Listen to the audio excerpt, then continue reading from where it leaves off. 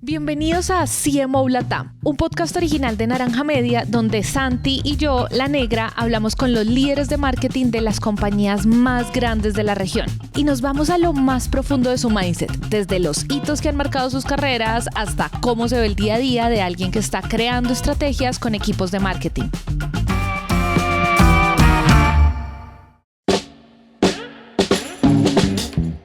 Hoy nos sentamos con Talin Tersakian para conversar sobre las grandes lecciones que aprendió en Procter & Gamble, en Twitter y los retos que enfrenta hoy como Marketing Director en Deel, la startup de pagos y compliance internacional que se está tomando el mundo del trabajo remoto. Con ella conversamos sobre cómo crear más armonía entre los equipos de sales y marketing para crecer a toda velocidad, los retos de construir una marca relevante a nivel regional y al mismo tiempo a nivel global, y sobre todo lo que implica hacer marketing para los consumidores de hoy, que son los más complejos de la historia. Entonces, comencemos. Ayúdame a entender, hagamos esta dinámica como de gran aprendizaje en PIG, gran aprendizaje en Twitter, gran aprendizaje en PIG, Twitter y Deel. Como en esto, sobre todo PIG y Twitter, como seguro que son tu pasado porque tu presente es Deel. Cuéntame un poquito como qué es lo que tú dices, muchas de las cosas que yo sé hoy las aprendí ahí en esos espacios. Cuéntame cuáles fueron esos hitos que tú dices, eso nunca se me va a olvidar y es de las cosas más poderosas que tengo.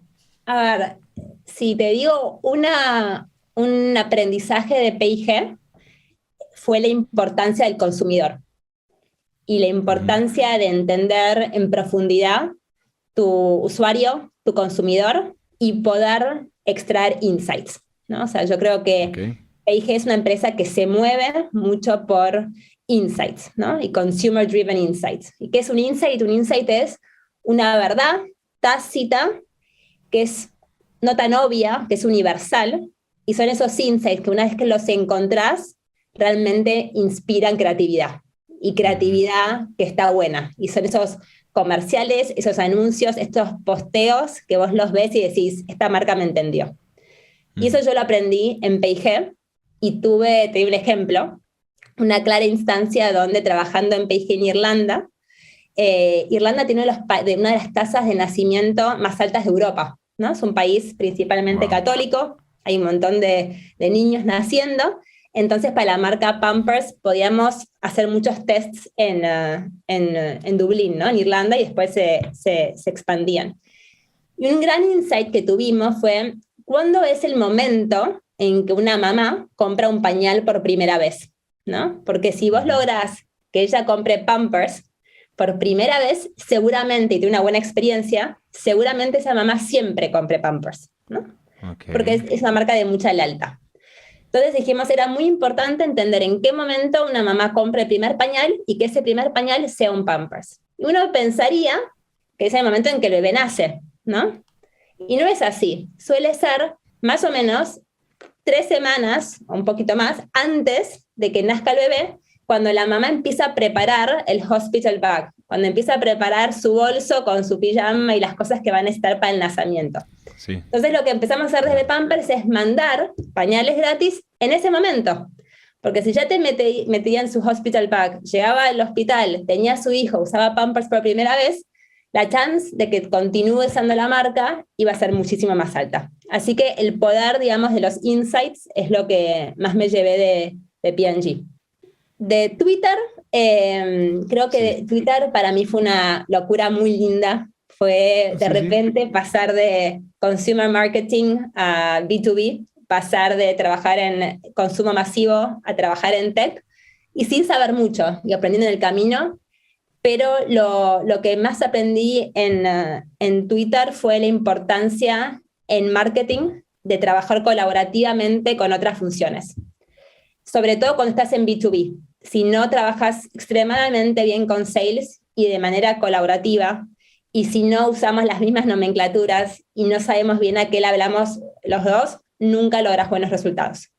Entonces, en Twitter, que mi principal medida era generar leads para ventas, era muy importante estar coordinados con qué es un lead, que tanto sales como marketing estemos hablando de lo mismo, ¿no? ¿Qué es un lead de calidad? ¿Cuánto es el cost per lead que queremos lograr? Entonces, tener ese entendimiento con ventas fue para mí lo que más me llevé de la experiencia de Twitter, ¿no? La colaboración lo importante que es colaborar con otros en la función de marketing. Marketing no logra nada solo. Para todo necesitas otras funciones y los mejores resultados se alcanzan cuando estás trabajando con otros. Claro. Sigue, ¿Sí? sigue. Y finalmente, en Deal me viene a mí a comprobar algo que se estuvo hablando hace mucho tiempo, que es la importancia del propósito y la importancia de la misión, ¿no? Yo creo que hoy más que nunca la gente le importa el why de las empresas, ¿no? Esto que Simon Sinek cuenta con sus círculos concéntricos. Y el why de Deal está muy claro. O sea, Deal está buscando que las personas puedan trabajar para las mejores empresas del mundo, no importa en dónde estén, y que las empresas puedan contratar el mejor talento, no importa dónde esté ese talento. Y es una misión tan poderosa que eso hace muy fácil mi trabajo, porque hace que el contenido que generemos sea muy interesante, hace muy fácil explicar las historias, ¿sí? Y hace muy fácil, uno, atraer talento, que hoy es muy difícil, y retener talento. Así que Deal me viene a comprobar la importancia que tiene el propósito y la misión de las empresas, tanto en las comunicaciones como en la atracción y retención de talento.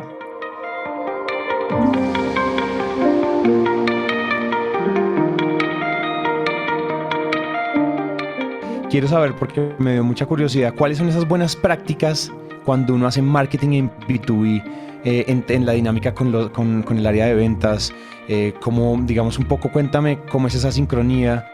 Sí, hablemos de esas buenas prácticas cuando hacemos marketing B2B.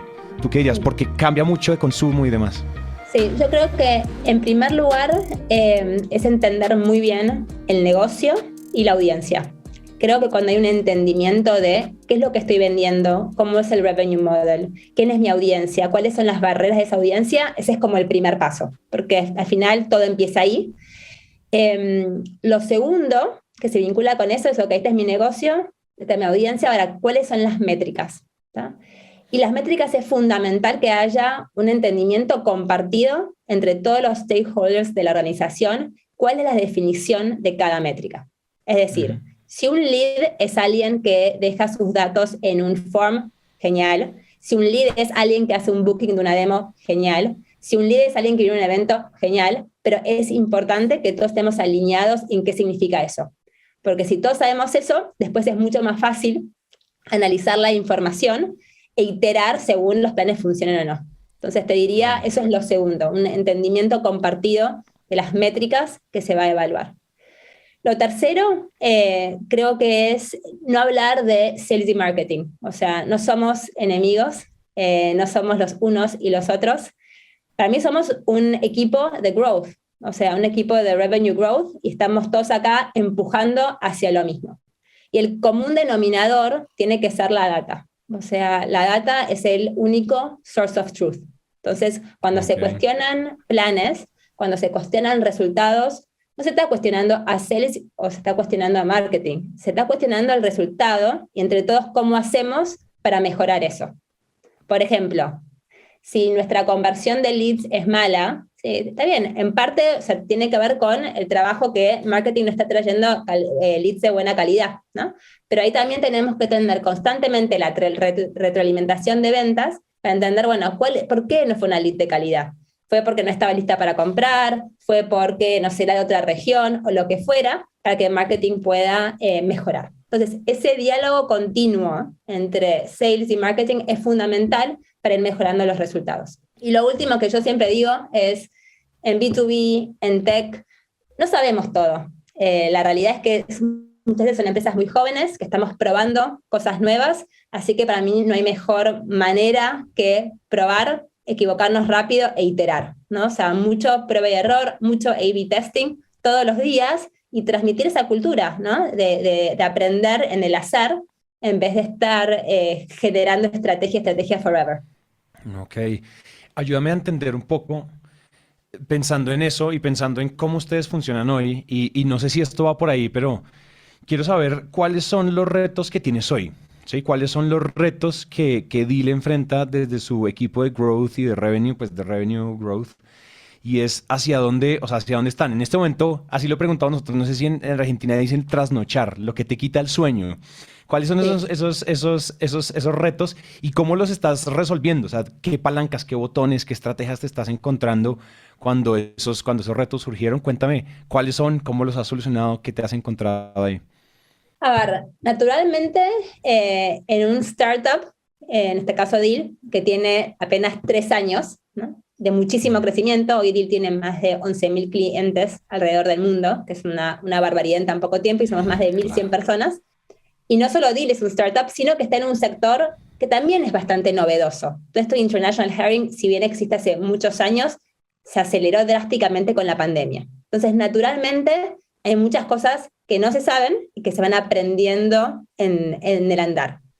En ese contexto, hoy te diría que los dos grandes desafíos, entre muchos otros, pero los dos principales son, uno, el posicionamiento de marca. ¿Sí? ¿Y por qué te digo posicionamiento de marca en la región?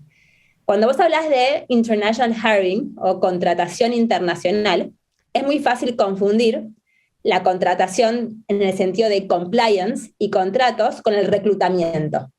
claro. Entonces nos pasa que muchas personas creen que Deal es una empresa de reclutamiento que te va a ayudar a encontrar el talento. Y ese no es el caso. Nosotros trabajamos con un montón de partners que hacen recruiting, que son los que ayudan a las empresas a reclutar y encontrar el talento. Nosotros tomamos el después, cómo contrato e incorpora a esa persona de manera legal.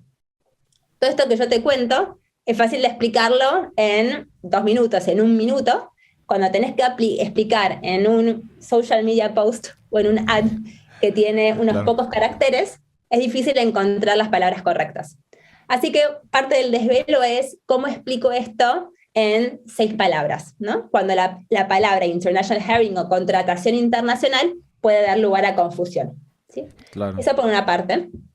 Y la manera en que estamos trabajando eso es asegurarnos de tener un marketing along the funnel, ¿sí? Porque claramente si alguien ve un ad y solamente ve un ad, ¿no? O sea, bottom of the funnel acquisition, y ve contratación internacional, probablemente se confunda.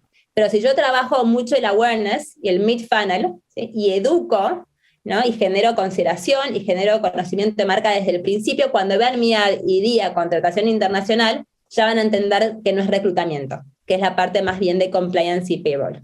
¿Se entiende? Se entiende perfecto. O sea, aquí lo que te estás diciendo es que no son momentos separados en el funnel donde a medida que conviertes a un lead calificado, ¿cierto? Sino que tú lo tienes que llevar de la mano y ser intencionado en lo que tú haces como en el back funnel, en el mid, en el todo. Tú tienes que estar todo el tiempo acompañando y no dejarlo como al azar que el potencial prospecto salte de una etapa a otra, sino que tú los tienes que ir acompañando para que no haya como malos entendidos probablemente. Claro, y que para el momento en que ve tu ad de Facebook o tu ad de LinkedIn, para ese entonces ya te conoció, ya te entendió antes, ya interactuó con tu marca, con lo cual cuando va a hacer clic ya sabe qué esperar, ¿sí? Y evita confusiones y evita disappointments en cierto sentido. Ese te Ujú, diría que es ujú. el primer desafío. El segundo, en una empresa que crece tan rápido, obviamente hay que crear procesos y hay que establecer formas de trabajo, ¿no? Y encontrar el balance entre qué es un plan global, qué es regional y qué es local, eso es algo que se va también armando en el andar, ¿no? Entonces, yo me sumé a DILA hace ya casi 12 meses, un año, y al principio eran todos planes globales, ¿no? De todo global. Había Ok. un website en inglés, todos los ads eran en inglés. Apenas había uno que otro evento en Norteamérica Claro. y en EMEA. Y después mi desafío era, bueno, genial, todo esto está pasando global y regionalmente, perdón, globalmente, ¿qué de esto me llevo a la TAM? ¿Qué de esto apalanco? ¿Qué de esto tengo que cancelar en la región porque no es relevante? ¿Y qué cosas nuevas tengo que hacer? Entonces, definir esas capas de, bueno, ¿cuáles van a ser mis planes globales que voy a localizar? ¿Y cuáles son aquellos planes más bien locales que se basan en los insights de la audiencia local? Son los que tengo que crear, ¿no? Entonces, trabajar esos dos layers de global a local, digamos, y de local a que potencialmente se globalice, es un desafío que tenemos todos los días, ¿no? Con todos los stakeholders que eso implica.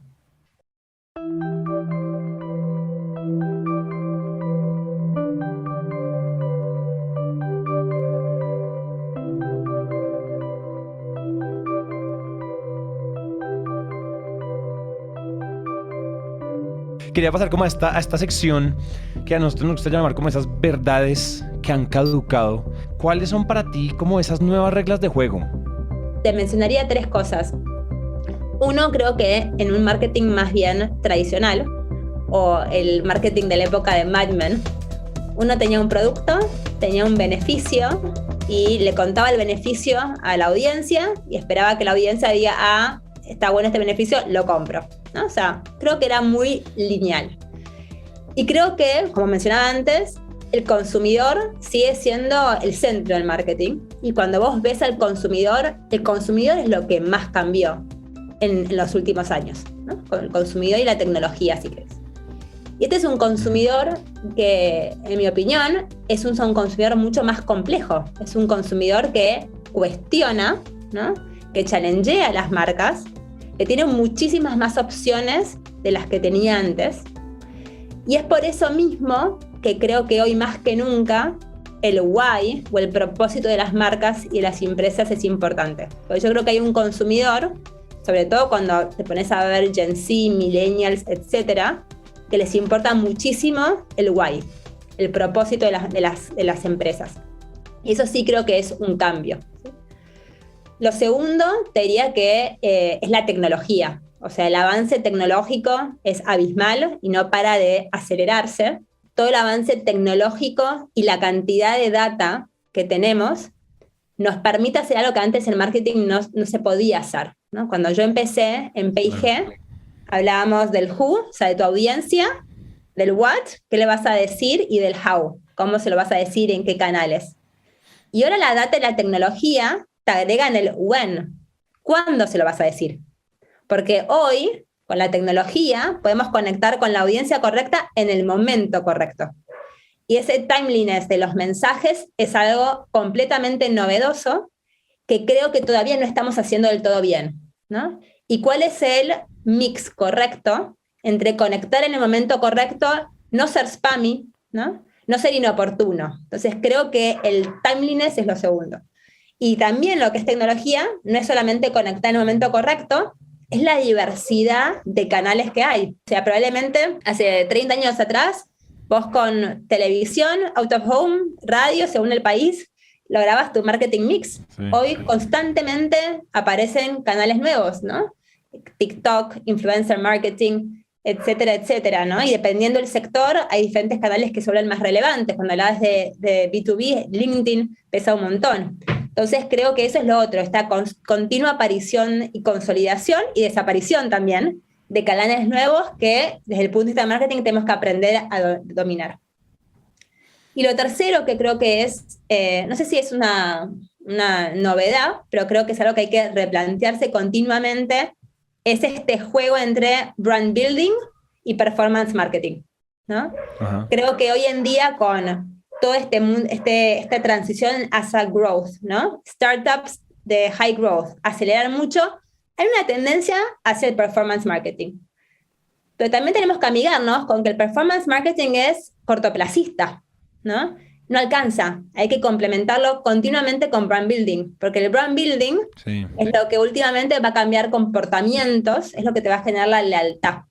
Entonces, creo que hoy un desafío que tenemos todas las personas en marketing es encontrar para cada sector, para cada categoría y en cada momento, tiempo y lugar, cuál es el balance correcto entre brand building y performance.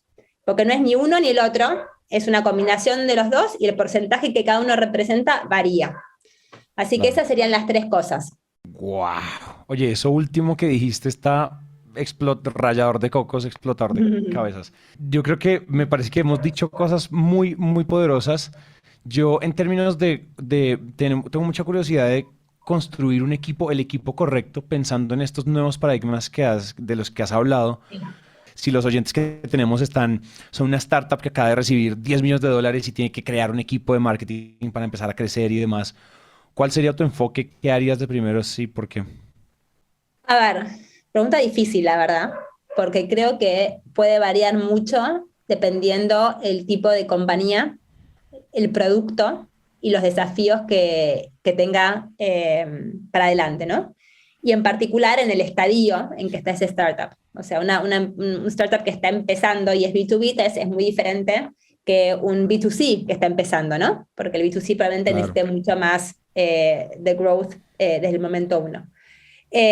Lo que sí te diría es que la principal skill que me gustaría tener en mi equipo del día uno, y probablemente sería mi primer hire y mi mano derecha por siempre, es un marketing data scientist.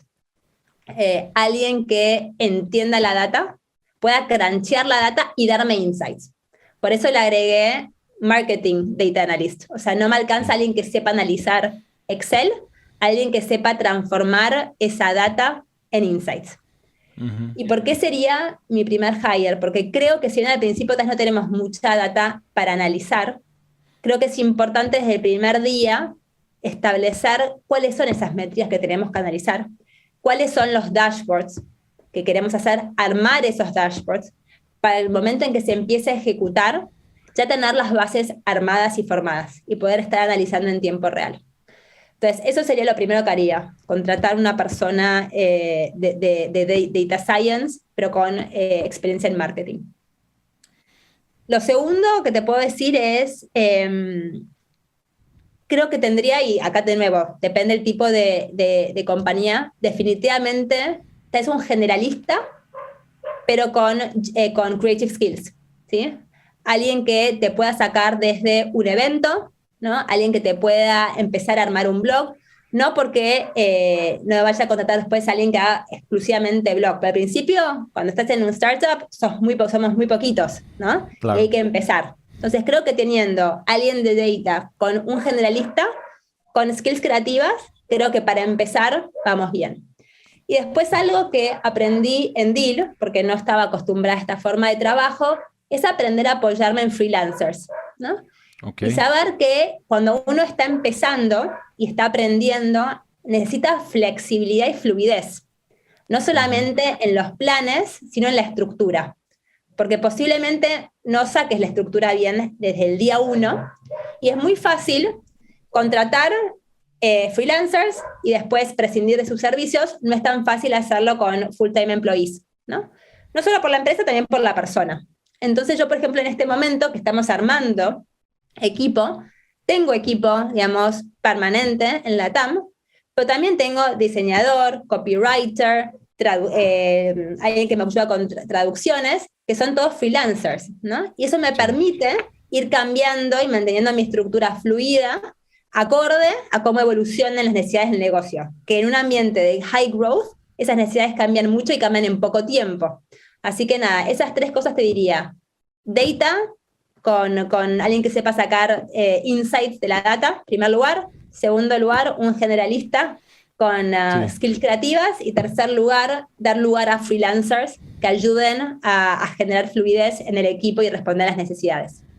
Fascinante, fascinante. Qué gran respuesta. Ya estamos llegando un poco al final y no me gustaría quedarme con que de pronto... y tú hiciste muy bien la tarea, es decir, tenías ahí tus notas y demás. No quiero, o sea, si algo, por ejemplo, de tus notas se quedó que no lo hayas dicho. A ver, había dos preguntas. Una pregunta que hiciste que es, ¿qué lección te dejó algún mentor? Que es una pregunta que me costó bastante, la estuve pensando, así que la quiero contar. Y me gustaría mencionar dos cosas. Me apoyo un montón en mentores. No tengo mentores formales, pero tengo 3 o 4 personas que siempre que estoy ahí en la duda o que necesito un punto de vista diferente, acudo a ellas y siempre estoy muy agradecida. Y hay dos cosas que me han dicho, una más de negocio, una más personal, que me han servido. La primera es, cuando uno hace estrategia de marketing, lo más difícil no es decir qué voy a hacer, es decir qué no voy a hacer. Y poder establecer eso, para mí es muy importante, porque sobre todo cuando hablamos de ambientes de high growth startup, queremos hacer todo, y queremos hacer todo ya. Y para trabajar bien, alcanzar resultados, y no generar disappointment con los stakeholders, creo que es muy importante poner sobre la mesa qué no vamos a hacer. Que no significa que no lo vamos a hacer nunca, quiere decir que no lo vamos a hacer todavía. Puede pasar en el próximo Q. Entonces, tener eso claro me parece súper importante. Y lo segundo, alguien una vez me dijo, cuando estás ante un problema, ya sea una situación conflictiva de trabajo, o una meta que no se está logrando, o un plan que no está funcionando, es hacerte la pregunta, ¿qué puedes hacer vos diferente? ¿No? Y es pasarnos un poco de este victim mindset a un player mindset. Y eso es algo que trato de hacer todos los días y de inculcárselo a mi equipo, ¿no? Porque obviamente en estos contextos de trabajo hay un montón de dificultades que suceden. Estamos todos trabajando de manera remota. Es muy fácil decir, no sale porque no me están ayudando, pero uno puede preguntarse, bueno, no me están ayudando, ¿qué puedo hacer yo diferente? Pasar al player mindset y las cosas van a salir. Así que esos son los 2 consejos o lecciones que me han dado a mí, me han servido un montón y siempre trato de inculcarlas a la gente con la que trabajo. ¡Bárbaro! Muy bien. Bueno, Oye, bien. ¿querías feedback? Lo hiciste espectacular. O sea, lo hiciste espectacular. ¿Seguro? Esta es tu debut en el mundo de los podcasts. Es pura carne. Bueno, Sí. pura proteína para otros CMOs. Ese cierre estuvo fantástico.